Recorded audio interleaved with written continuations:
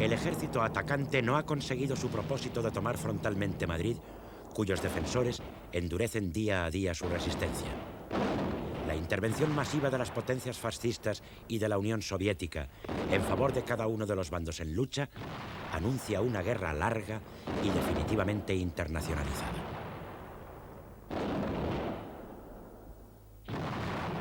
En tales circunstancias, Franco convoca el 23 de noviembre una reunión en el cuartel de ferrocarriles de Leganés, a la que acuden los generales Mola, Saliquet y Varela con sus respectivos estados mayores. Al cabo de varias horas, se adopta una decisión de gran trascendencia: desistir del ataque frontal a Madrid y proceder a maniobras envolventes. Las fuerzas franquistas han conseguido la máxima penetración en la ciudad universitaria. La posición es muy precaria, unida a su retaguardia tan solo por un paso sobre el río, la llamada Pasarela de la Muerte. No se insiste en el ataque al casco urbano, donde los milicianos se defienden eficazmente, y como alternativa se piensa en una acción hacia el norte, alejada de la ciudad, para que la infantería africana pueda maniobrar con más eficacia que en el casco urbano. El ataque debe aliviar la situación de la ciudad universitaria y llegar hasta la carretera de La Coruña, principal vía de comunicación de Madrid con las posiciones republicanas de la Sierra. Está planeado que dicho avance se complemente más tarde con otras acciones por el sur y el este de Madrid destinadas a acercar la capital e interrumpir sus comunicaciones con Valencia. Tales acciones darán origen a las batallas del Jarama y Guadalajara, que se librarán más adelante. De momento, los atacantes pugnan por llegar a la carretera de La Coruña. La primera acometida intenta forzar las líneas republicanas en el sector de Úmera y Pozuelo. Las órdenes del mando de la defensa de Madrid son sencillas: resistir a toda costa y contraatacar al momento. Dan resultado y el ataque, iniciado el 29 de noviembre, fracasa 5 días después. El siguiente intento franquista se hace un poco más al oeste, sobre Boadilla del Monte, aunque en alguna ocasión los milicianos abandonan sus posiciones, en general las defienden y las conservan. Llegan reservas desde Madrid. Los carros rusos y la 11 Brigada Internacional, mandada por Hans Kahle, contraatacan y obligan a retroceder a la columna Barrón. Ambos bandos sufren un sangriento desgaste y se detienen agotados. En la lucha cae el 1 de diciembre el destacado internacionalista alemán Hans Beimler, exdiputado comunista. Su entierro constituye un acto emotivo que alienta la voluntad de combate de los defensores de la capital.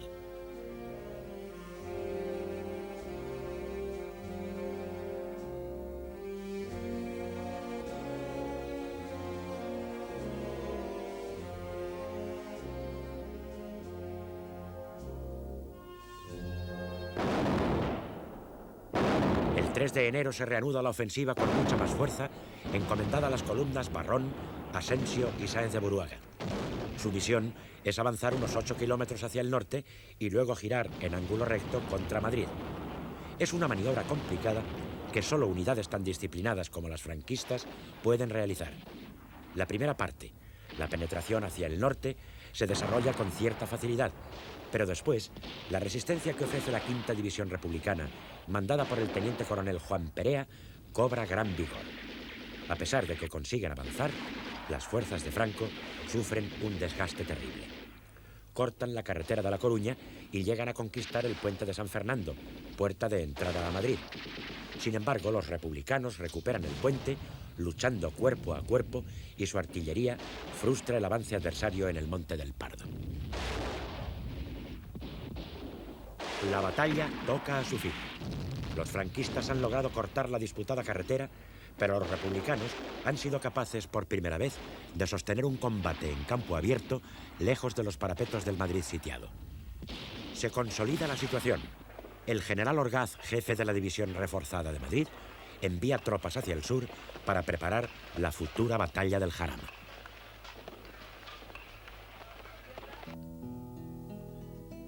A partir de la noche del 6 al 7 de noviembre, se instala en Valencia el aparato del Estado.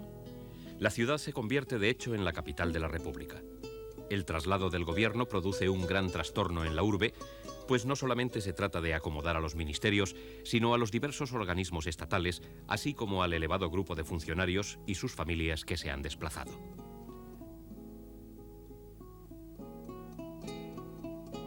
Largo Caballero se instala en el Palacio de Benicarló, donde el día 28 se celebra Consejo de Ministros al que asiste Manuel Azaña. El gabinete evalúa la situación con marcado acento positivo. Las tentativas de Franco de ocupar Madrid han fracasado rotundamente. El 1 de diciembre se reúnen las Cortes en el Salón de Actos del Ayuntamiento de Valencia. No asisten los ministros de la CNT. Sean las brevísimas palabras que voy a pronunciar reducidas a dar público testimonio de gratitud en nombre de las Cortes al pueblo de Valencia, que por la representación de su ayuntamiento tuvo la cortesía y gentileza de darnos con su casa comunal para que se establecieran en ella los servicios de la Cámara y se celebraran las sesiones reglamentarias.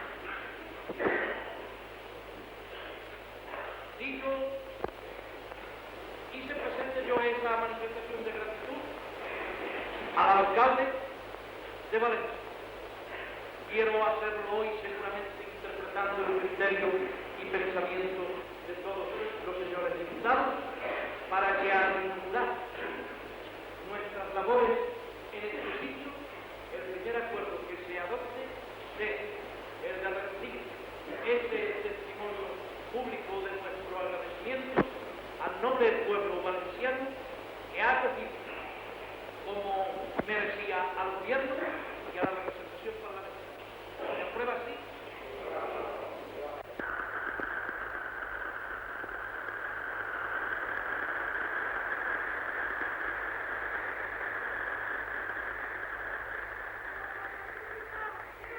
Tras un saludo del presidente del Congreso, Diego Martínez Barrio, toma la palabra Largo Caballero, quien, entre otras cosas, dice: Hará el gobierno. Hicimos a las Cortes el 1 de octubre. Hoy puedo afirmar que la frase ha sido rebasada por los acontecimientos. La defensa heroica de la ciudad de Madrid, sostenida con decisión sin igual en esta lucha prolongada de más de 3 semanas, que ha traído hacia la capital de España, junto a la solidaridad de todas las naciones leales españolas, quiero decir, controladas por el gobierno, pues incluso bastante de las que están en manos de los facciosos por la fuerza de corazón y en espíritu están a nuestro lado, la justa admiración de las democracias del mundo entero. Operando desde los otros frentes con no menos bravura, las Fuerzas Armadas de la República se han lanzado estos días en distintos sitios a una pujante ofensiva. El gobierno tenía la obligación de defender Madrid desde el sitio donde la defensa fuese más eficaz, asegurándose la plena libertad de movimiento. Y tenía a la vez la obligación de defender también la de la España que se bate no solo por su porvenir de pueblo libre, sino lo que podemos llamar Frente Mundial de la Libertad. Al señalar la ayuda extranjera a los rebeldes, interesa hacer una afirmación en lo que respecta a Marruecos. El gobierno de la República sabe distinguir muy bien entre las tropas mercenarias reclutadas en territorio marroquí contra la propia voluntad del sultán y lo que es aún más escandaloso, en la misma zona francesa, cuyo reclutamiento y empleo es, con razón, uno de los hechos que más han escandalizado al mundo civilizado. Aquella otra parte de Marruecos, para la cual el gobierno de la República conserva vivos todos los deberes que le imponen sus funciones de protectorado. Los diputados expresan su adhesión al gobierno a la vez que convalidan con carácter de ley los decretos promulgados hasta entonces. El presidente del Congreso, Martínez Barrio, pone punto final a la sesión con estas palabras: Existe una tal unanimidad y compenetración entre el país que representáis y dirigís y vuestros propios afanes y deseos, a quien la historia le ha dado el gran y envidiable honor de dirigir en estos instantes desde el poder ejecutivo los destinos de la nación española, le ha otorgado con nuestra confianza y cariño también una suprema responsabilidad.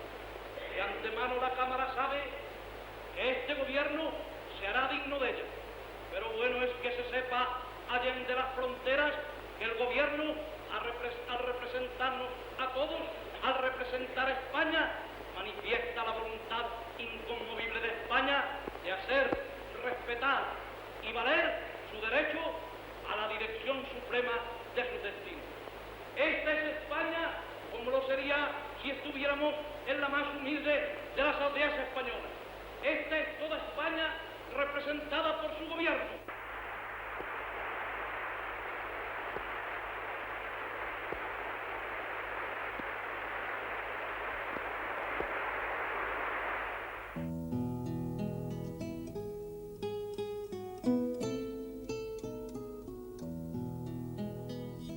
El gobierno republicano adopta medidas para regularizar la administración del Estado gravemente afectada por la sublevación militar.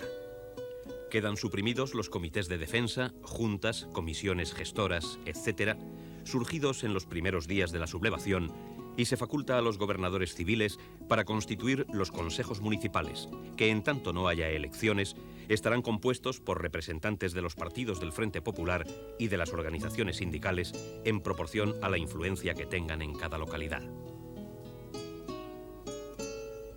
La policía queda unificada a las órdenes del ministro de la Gobernación. Con estas medidas, el gobierno aspira a anular la actuación de las patrullas de control y comités de salud pública que vienen usurpando desde el 18 de julio las funciones de seguridad y orden público. Por el momento, estos propósitos solo en parte se convierten en realidad. También intenta canalizar la administración de justicia al crear los tribunales especiales populares y los jurados de urgencia. A la vez, reconoce a todo acusado el derecho a la defensa propia sin tener que recurrir a un abogado. Otras medidas combaten a los especuladores y traficantes de víveres y artículos de primera necesidad, a los desafectos a la República y a la llamada Quinta Columna. El 22 de diciembre se decreta una amnistía para todos los delitos cometidos antes del 15 de julio y el 27 se establecen campos de trabajo para los prisioneros.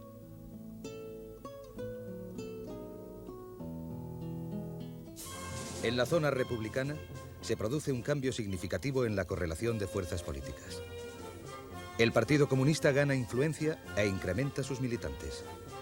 Muchos antifascistas y militares se incorporan a sus filas atraídos por su capacidad de organización, eficacia y resolución en anteponer el triunfo de las armas a cualquier postulado revolucionario. La ayuda soviética contribuye a dar más fuerza a los comunistas, cuyo número supera a finales de año al de los afiliados al PSOE y a los militantes de la CNT-FAI. En ese sentido, tiene gran influencia Dolores Ibárruri, pasionaria, que con su febril actividad se convierte en símbolo de un nuevo tipo de mujer española.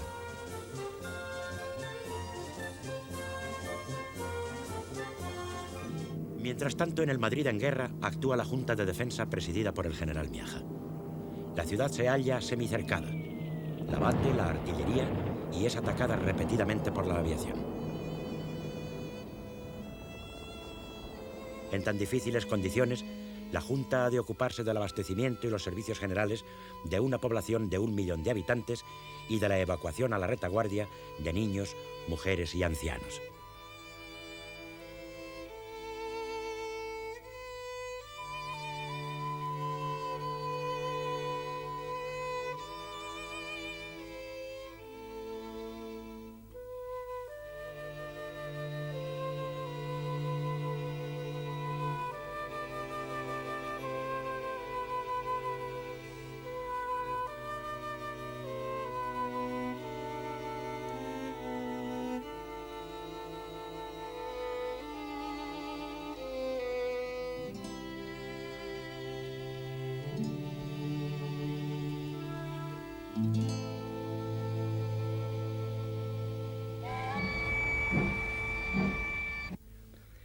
Tanto la Junta de Defensa como los partidos políticos y los sindicatos continúan desplegando un gran esfuerzo de propaganda para mantener la moral de resistencia que la radio adversaria y la Quinta Columna intentan socavar.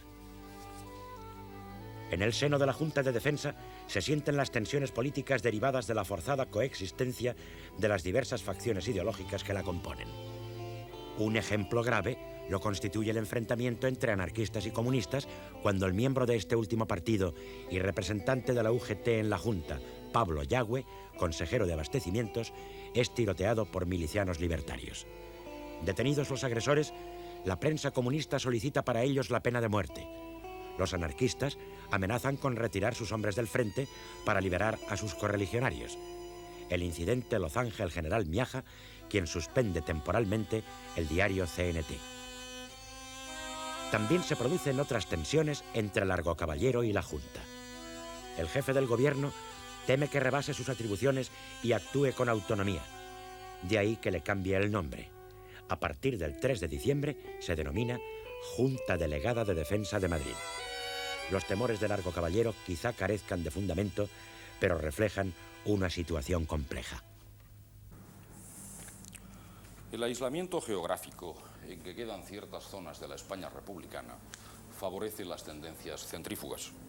Este fenómeno es especialmente importante en la zona norte. Surgen diversos poderes locales y las disposiciones del Gobierno de Valencia no siempre son cumplidas. Han aparecido incluso con actos de cantonalismo. El fenómeno se extiende hasta la creación de moneda propia y de vales como instrumento de cambio. El Gobierno de Valencia no es insensible a la dispersión y procede a encauzar legalmente en las zonas separadas los órganos de dirección política formados en los comienzos de la sublevación. Por decreto del 23 de diciembre se crean el Consejo de Asturias y León y el Consejo Interprovincial de Santander, Burgos y Palencia. El Consejo Revolucionario de Aragón, de base fundamentalmente libertaria y que venía actuando desde el mes de septiembre, es ahora finalmente legalizado. En Cataluña, en el mes de noviembre, el presidente Companys no ha conseguido aún acabar totalmente con los llamados incontrolados, a pesar de haber formado 2 meses antes un gobierno de concentración en el que participan todas las organizaciones políticas y sindicales antifascistas, excepto Estat Català y Unión Democrática de Cataluña. Estos grupos, con sus comités, actúan en amplias zonas de Cataluña e incluso en la misma ciudad de Barcelona. Un hecho demuestra su fuerza. El 23 de octubre, el consejero de Cultura del Gobierno de la Generalitat, Ventura Gasol, que tanto se ha destacado desde el 19 de julio por su actuación en el salvamento de personas perseguidas por los incontrolados, se ve obligado a abandonar Cataluña. El presidente Companys, ante el acecho que sufre Gasol y el peligro que corre su vida, le ordena que se traslade a París, donde continuará trabajando al servicio de la Generalitat. En el mes de noviembre, también en Barcelona, suceden unos hechos confusos de los que existen versiones totalmente contradictorias. Se dice que algún dirigente de Estat Català, entre los que se encuentra el secretario general de este partido, Joan Torres Picart, de acuerdo con el exjefe del gobierno catalán y presidente del Parlamento Autónomo, Joan Casanovas, y con el comisario general de Orden Público de Cataluña, Andreu Revertés, han preparado una acción de fuerza para sustituir el gobierno del presidente Companys por otro más enérgico que termine con los incontrolados y lleve a cabo una política nacionalista más radical. La supuesta conspiración es descubierta y son detenidos Andreu Revertés y Torres Picart. Algunos denuncian también de participación a Joan Casanovas. Andreu Revertés es ejecutado sin proceso. Torres Picart, gracias a la complicidad de algunos agentes de policía, consigue huir a Francia. También pasan la frontera Casanovas y el dirigente nacionalista Daniel Cardona. Estos hechos continúan siendo uno de los puntos no aclarados de la historia de la guerra en Cataluña. Las tensiones que siguen existiendo entre las organizaciones políticas y sindicales en Cataluña, y muy especialmente entre el PSUC y el POUM, provocan una nueva crisis en el gobierno catalán.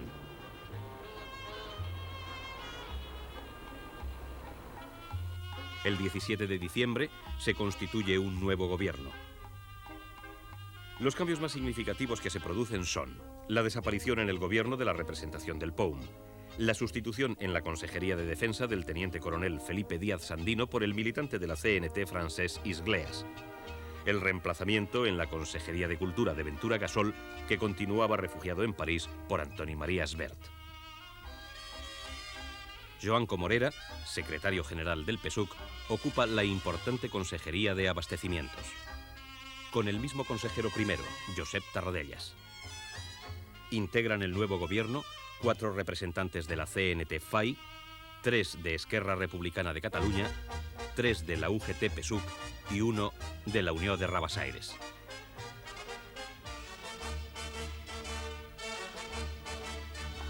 La acción de este nuevo gobierno va dirigida a impulsar el esfuerzo de guerra, avanzando por el camino iniciado con la creación oficial del Ejército de Cataluña y a reorganizar la economía catalana, adaptándola a la situación creada por las colectivizaciones.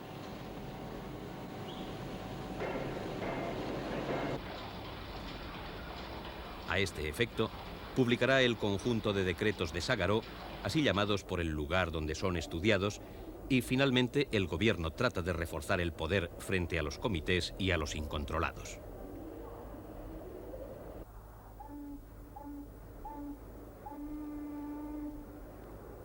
El mes de diciembre de 1936, ante el acaparamiento de las monedas de plata, el gobierno de la Generalitat emite billetes de 2,50, 5 y 10 pesetas de curso obligatorio en todo el territorio catalán.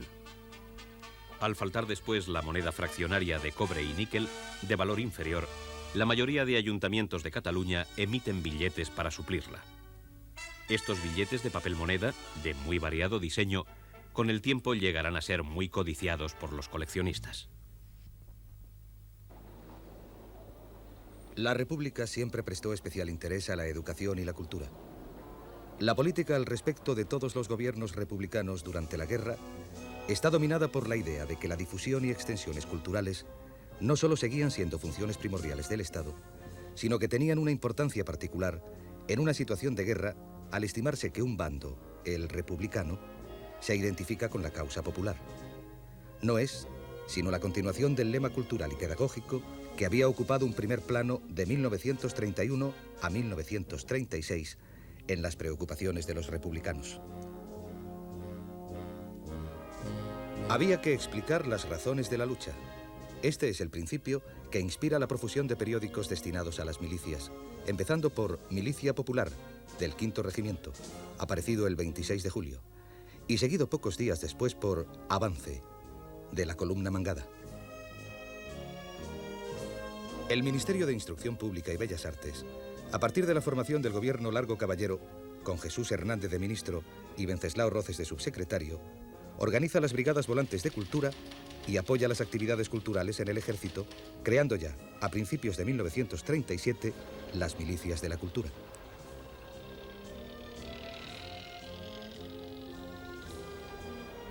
Se pone especial interés en salvar el patrimonio artístico, aunque en los primeros meses es muy difícil evitar multitud de destrucciones de obras de arte religioso.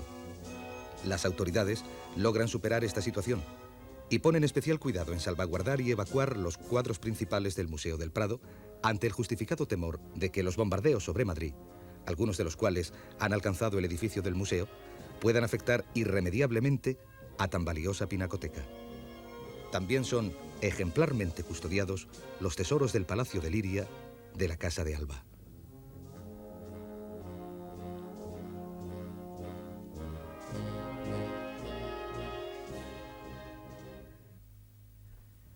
Por iniciativa del 5º Regimiento, el Ministerio de Instrucción Pública organiza, con la cooperación de la Comisión de Trabajo de dicho regimiento, el traslado a Valencia de destacados intelectuales y hombres de ciencia con sus familias, para evitar los riesgos que una ciudad como Madrid, en pleno asedio y continuamente bombardeada, podía causarles, y que puedan proseguir su labor científica y cultural.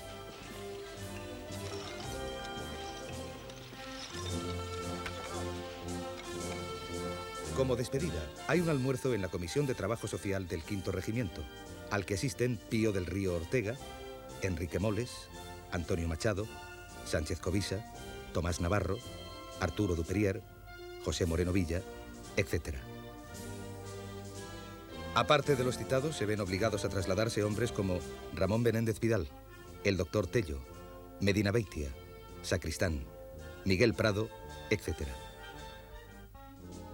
Otro aspecto importante de la vida intelectual es la actuación de entidades culturales creadas antes de la guerra o a poco de empezar esta.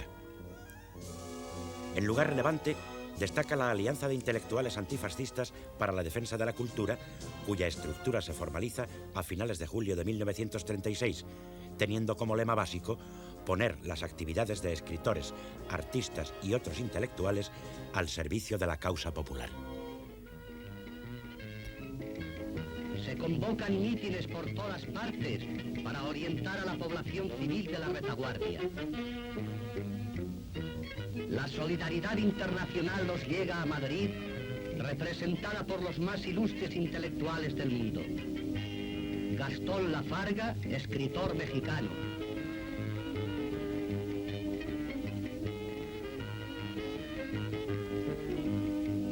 Ludwig Renn, Luis Aragón, Andrés y Duarte, Gustavo Regler. Empieza a editarse El Mono Azul, hoja volandera destinada a todo el pueblo, en la que domina una vuelta al romance como forma de expresión poética adaptada a las circunstancias de lucha y a la receptividad popular. En Madrid ocupa la presidencia de la Alianza José Bergamín y más tarde Rafael Alberti. En Valencia, el historiador José María Ots i Capdequí, nombrado también director general de universidades. En Barcelona, su presidente es el profesor de filosofía Jaume Serra Hunter y secretario el poeta Joan Oliver Pere Quart. En Valencia, el gobierno crea la Casa de la Cultura dirigida por el filólogo Tomás Navarro Tomás para alojar a los escritores, artistas y científicos evacuados de Madrid, quienes disponen de la revista Madrid para exponer el resultado de sus trabajos. La organización Cultura Popular, que era algo parecido a un Frente Popular de la Cultura y había sido creada en abril de 1936, asume nuevas funciones creando bibliotecas en unidades militares, hospitales y pueblos de la retaguardia, distribuyendo la prensa en los frentes y organizando recitales poéticos, coros, etc. Los poetas de mayor prestigio se lanzan a la defensa de lo que consideran la causa popular. Rafael Alberti, Miguel Hernández, Luis Cernuda, Emilio Prados, Vicente Alexandre, León Felipe, José Moreno Villa, Manuel Altolaguirre, Arturo Serrano Plaja, José Herrera Petere, no solo escriben poemas, sino que se consideran movilizados en este frente cultural. Pero al mismo tiempo hay una auténtica floración poética popular. Hombres sencillos, meros combatientes sin instrucción, resucitan el viejo molde del romance para narrar las hazañas bélicas. Una muestra de ese brote poético popular se incluye en la edición de Un romancero general de la Guerra de España.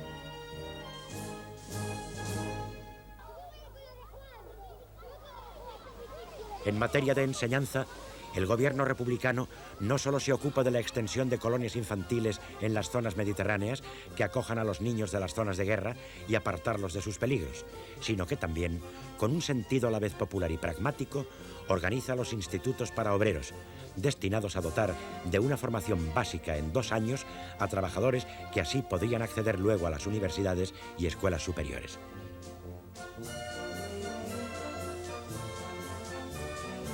El primer instituto obrero es inaugurado en Valencia en enero de 1937.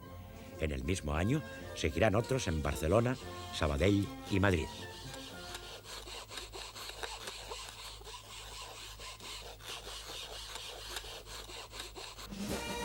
En la zona franquista, los aspectos ideológicos y propagandísticos son asumidos por los servicios de Falange desde el principio de la guerra, durante el periodo de Edilla, bajo la dirección de Vicente Cadenas.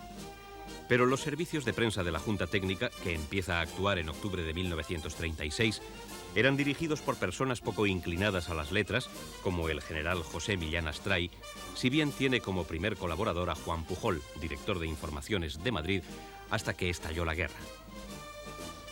Andando el tiempo, Pujol será a su vez reemplazado por un catedrático de Valladolid, Vicente Gay, que logrará incardinar en su órbita a publicistas y escritores de la antigua acción española, tales como José Pérez Martín y Eugenio Vega Latapia. Merece igualmente señalarse que desde agosto se publica en Pamplona el diario falangista Arriba España, dirigido por un inquieto y barroco clérigo, Fermín Isurdiaga, ayudado por una pluma elegíaca y lírica, la de Ángel María Pascual. El tono predominante en el periódico y en la pluma de ambos periodistas será un tono arrebatado, violento, caracterizado especialmente por su violento antisionismo.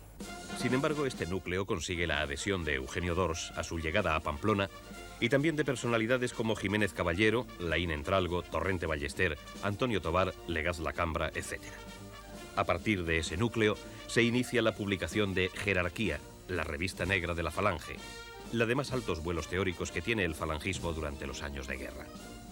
Solo se publican 4 números, el primero de los cuales sale antes de terminar el año 1936. Paralelamente aparece La Ametralladora, revista humorística inspirada en otra publicación italiana. Es probablemente el periódico más leído en las trincheras. Las universidades no pueden desarrollar su enseñanza habitual y se limitan a organizar algunos cursos y conferencias. La mayor parte de los rectores aceptan la situación de la zona en que habían quedado y apoyan su causa respectiva. No es, sin embargo, el caso de Leopoldo Alas, rector de la Universidad de Oviedo, sobrino del autor de La Regenta, a quien detienen los sublevados fusilándolo en 1937. También es fusilado por los franquistas Salvador Vila, rector de la Universidad de Granada. Durante el periodo de la Junta Técnica, las funciones de la presidencia de la Comisión de Cultura y Enseñanza, Ministerio de Educación, corresponden al conocido poeta y dramaturgo José María Pemán, procedente del Grupo de Acción Española, que acomete la tarea de depurar el magisterio. La Junta Técnica del Estado, con sede en Burgos, constituye un auténtico embrión de gobierno de los sublevados. Sin embargo, el centro del poder real continuará en el cuartel general del Generalísimo en Salamanca. Desarrolla funciones no solo militares, sino también de alta dirección política. Tiene incluso una oficina de prensa y propaganda dirigida por el fundador de la Legión, general José Millán Astray.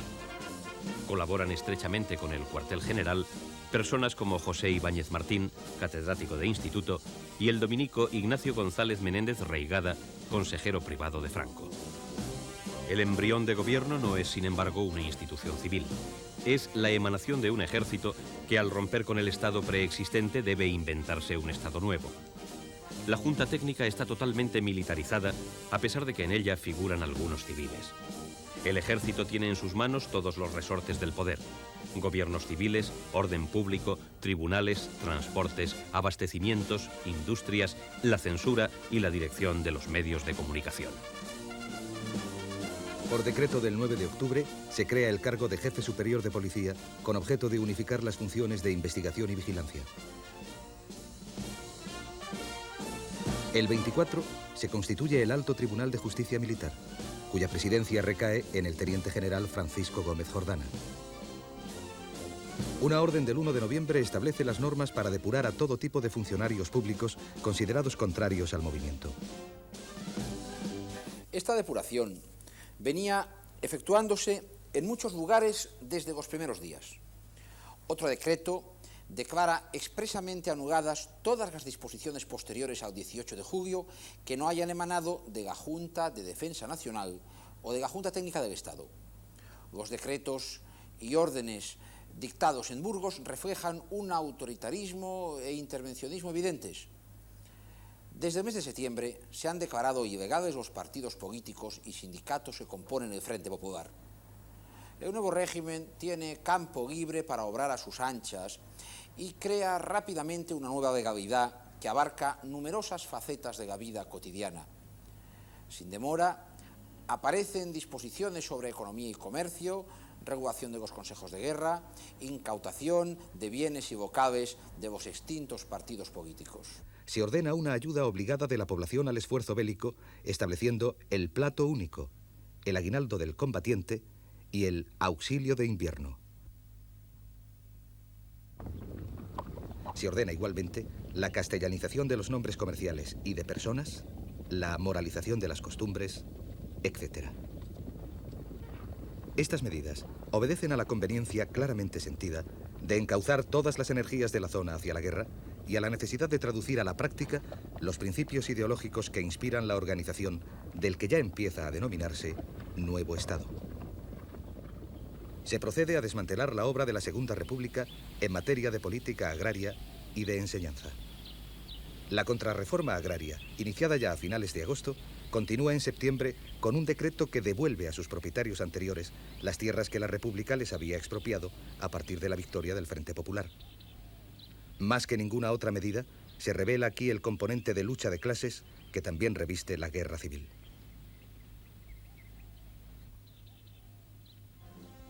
En la enseñanza, la labor de la Junta Técnica del Estado subraya la necesidad de depuración de los maestros, uno de los sectores sociales más castigados en la zona franquista.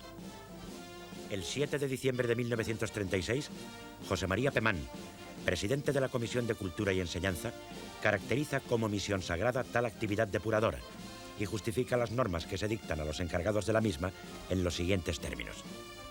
El carácter de la depuración que hoy se persigue no es solo punitivo, sino también preventivo.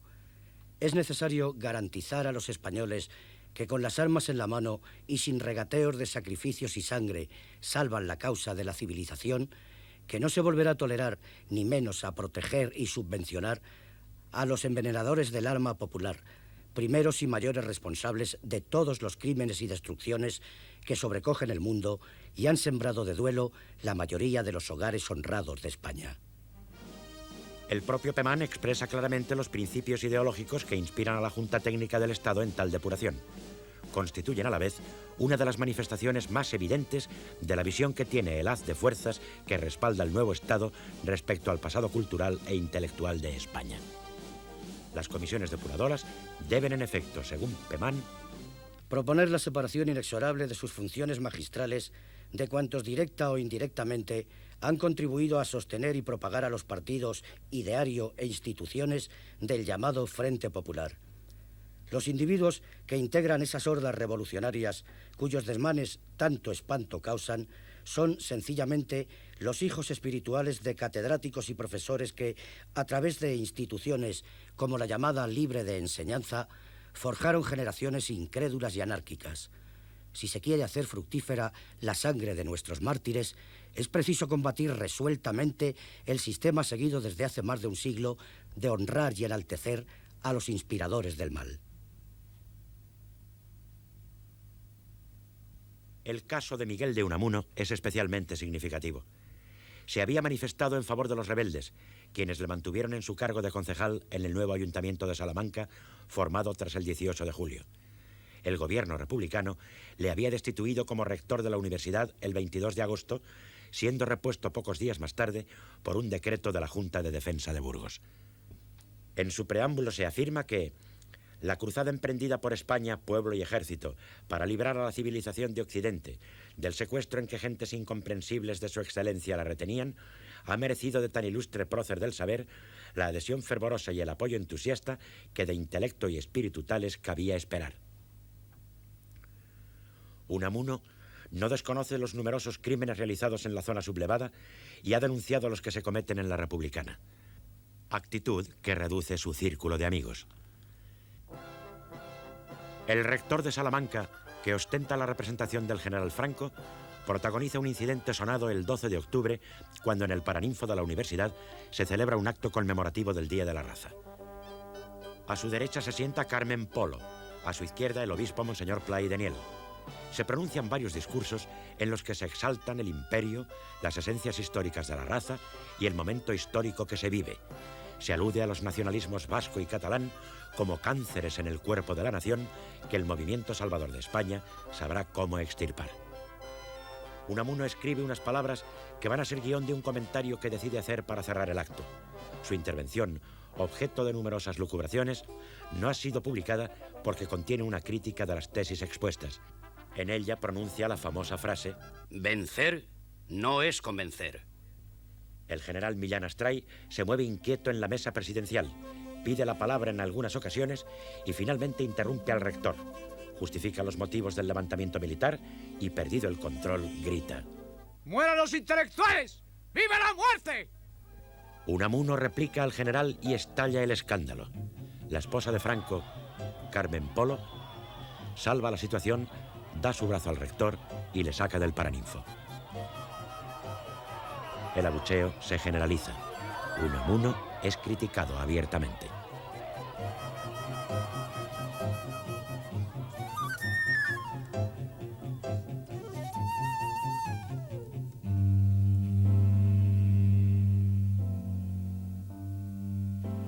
cuando por la tarde va al casino del que es presidente honorario, recibe insultos y denuestos. Se le da la espalda. Su seguridad personal está comprometida.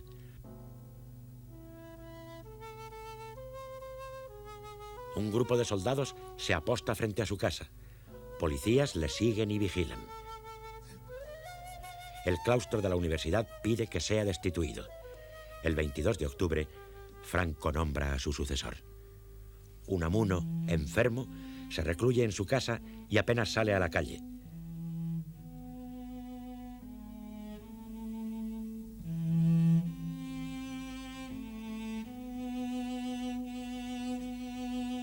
Fallece el 31 de diciembre. 4 falangistas uniformados, Víctor de la Serna, Miguel Fleta, Mariano Rodríguez de Rivas y Antonio Obregón, transportan a hombros su ataúd, cuyas cintas llevan 4 catedráticos de los que habían solicitado su destitución.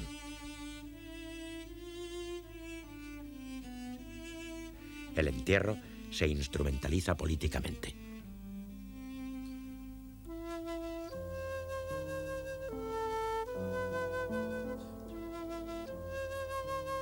Unamuno vive de forma agónica la contienda tal y como había percibido en su artículo Paz en la guerra, aparecido en 1933, en el que se afirma: no cabe participar en una guerra civil sin sentir la justificación de los dos bandos en lucha, como quien no sienta la justicia de su adversario por llevarlo dentro de sí, no puede sentir su propia justicia.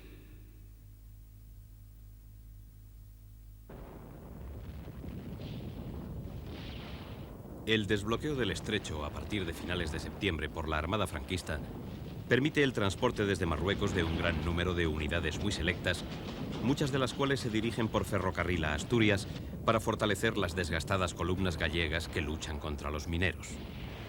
La primera de estas unidades, una bandera de la Legión, entra en fuego el 4 de octubre. Le siguen varios tabores de regulares, refuerzo decisivo para activar la marcha hacia Oviedo, cuyo cerco es roto el día 17, poco después de fracasar el último asalto de las milicias a la ciudad.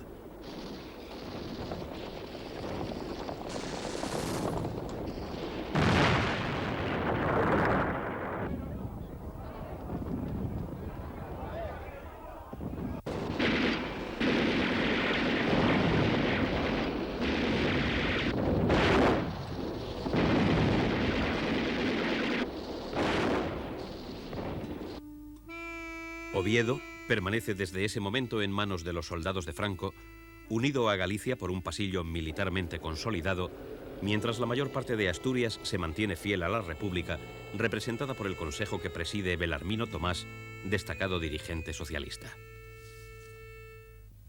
En el frente andaluz, Queipo de Llano prepara una operación para ocupar la zona olivarera, de Andújar a Martos, liberar a los guardias civiles encerrados en el santuario de Santa María de la Cabeza y suprimir el entrante republicano de Montoro y el Carpio. Las unidades marroquíes, apoyadas por carros y aviación, rompen el frente sin grandes dificultades entre el 15 y el 19 de diciembre y conquistan rápidamente Adamuz y Bujalance. El mando republicano del sector se desconcierta. Los primeros refuerzos no consiguen detener a las tropas franquistas, que ocupan Montoro, Villa del Río y el Carpio, alejando así el frente de la capital cordobesa, y Lopera, en el extremo occidental de la provincia de Jaén. Tal es la situación cuando en Nochebuena entra en fuego la 14 Brigada Internacional, todavía en formación, mandada por Walter. Días después llegan las brigadas de José Galán y de Pedro Martínez Cartón, que recobran Montoro y Villa del Río en medio de una fuerte represión, pero no pueden impedir la pérdida de Porcuna, a 40 kilómetros de Jaén.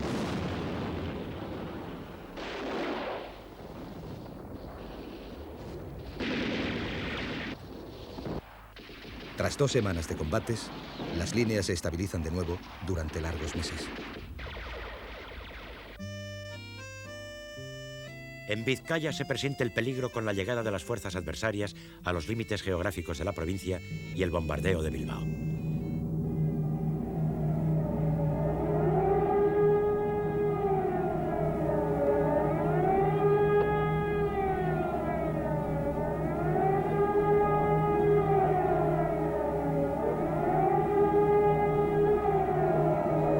Dada la complicada orografía de la zona, el gobierno vasco estructura la defensa basándose en dos líneas fortificadas, una exterior que coincide con el frente y otra alrededor de la capital.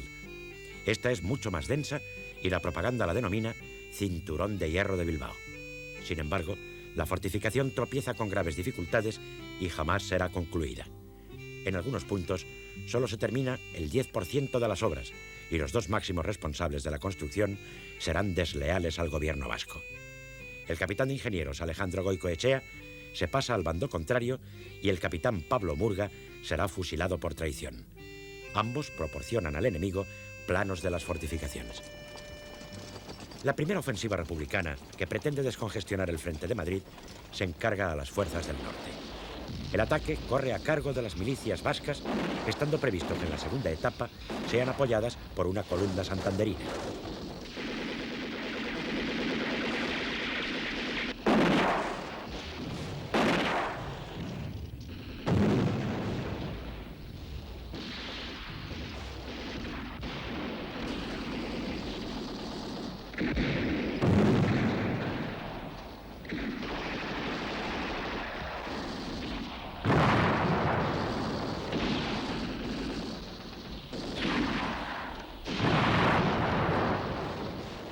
Su objetivo es conquistar el pueblo de Villarreal, a 16 kilómetros de Vitoria, para progresar seguidamente hasta el Valle del Ebro. La ofensiva se inicia el 30 de noviembre y sorprende desprevenidos a los defensores. Los milicianos avanzan hasta cortar la carretera. Mola apenas dispone de fuerzas de reserva, pero cuenta en cambio con la supremacía aérea.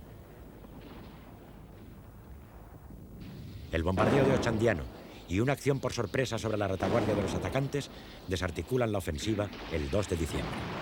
Los nuevos intentos vascos contra Villarreal no dan otro resultado que numerosas bajas. Es un fracaso táctico que lleva aparejado un fuerte revés político. Alboroza a los partidarios del alzamiento militar en Vizcaya. A la vez, suscita entre los milicianos derrotados no pocas diatribas contra Aguirre. Le reprochan su defectuosa planificación de la batalla. El Lendakari responderá a las críticas resaltando los problemas de cohesión que presenta un ejército como el vasco, compuesto por batallones de distinta ideología. En el frente de Aragón, la resistencia de los soldados de Franco se endurece de tal suerte que configura frentes sólidos muy difíciles de romper.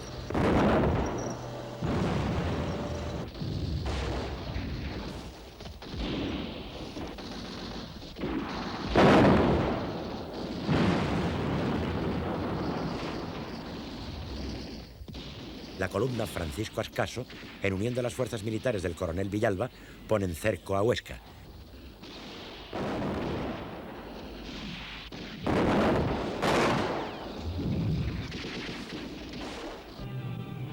Aquí están el camarada García Oliver, ministro de Justicia, y el aviador coronel Sandino, cuya presencia se confunde hermanada con la de todos los milicianos. El compañero Medrano da órdenes de artillería para batir las posiciones enemigas, cuyos reductos se encuentran a muy pocos kilómetros. He aquí el infortunado coronel Jiménez, caído frente al enemigo, consultando con sus compañeros de mando las incidencias de la lucha, ajeno al trágico fin que la suerte le tenía reservado.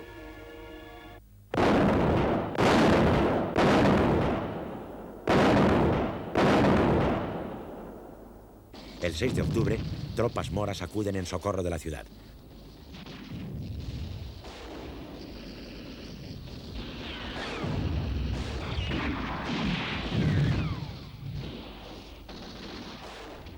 Los franquistas atacan el 19 en el sector de Tardienta y consiguen apoderarse de la ermita de Santa Quiteria. El 23, los republicanos lanzan sin éxito un violento ataque sobre Huesca que permanece semicercada. Aragón será durante mucho tiempo una zona insegura y conflictiva.